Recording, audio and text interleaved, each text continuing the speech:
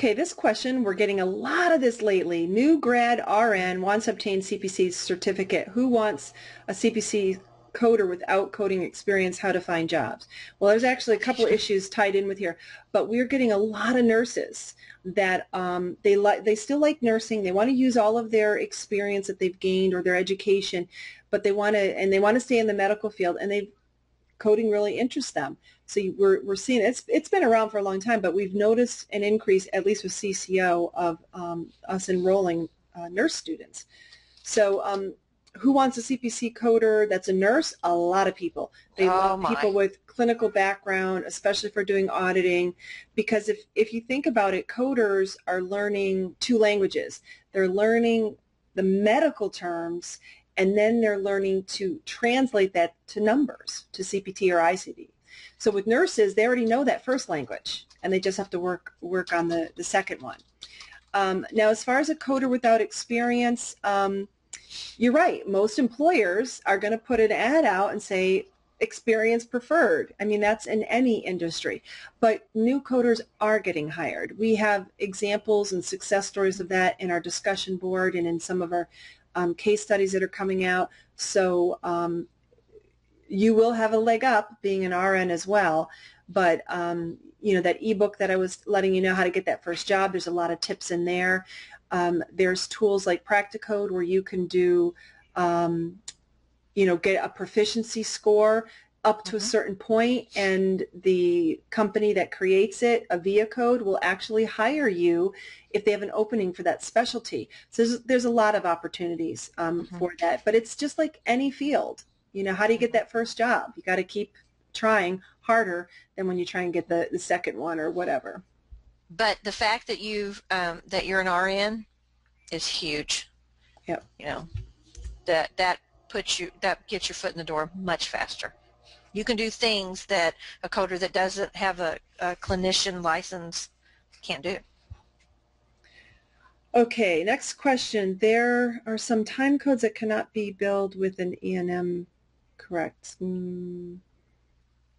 I think this might have been when we were talking about the site codes. I'm not really sure. But yeah, I'm sure that's true. I'd need more specifics to be able to answer that.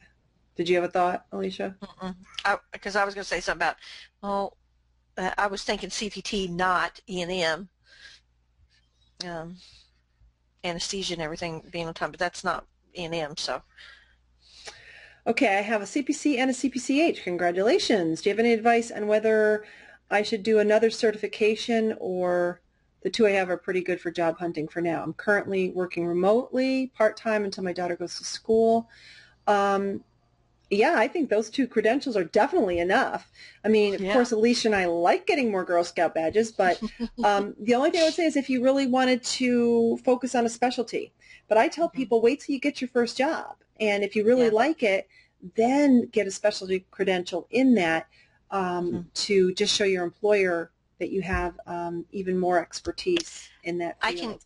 I can give you one little tidbit. At the hospital where I used to work, when I connected with the coders again, the head of the coding department informed me that the hospital wants all of their coders to get the E&M certification.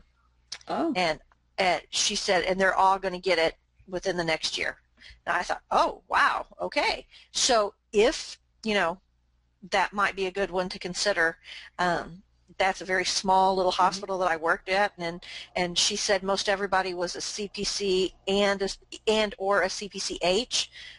She didn't have anybody that was a HEMA, but she said they decided that's what they were going to do, and they were starting to all work remote and only come in once a week for meetings. So yeah, you know, and also as far as, you know, non-specialty, you could do auditing.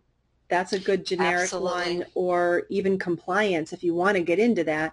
You know, I'm not a lover of compliance, but there's a big need for that.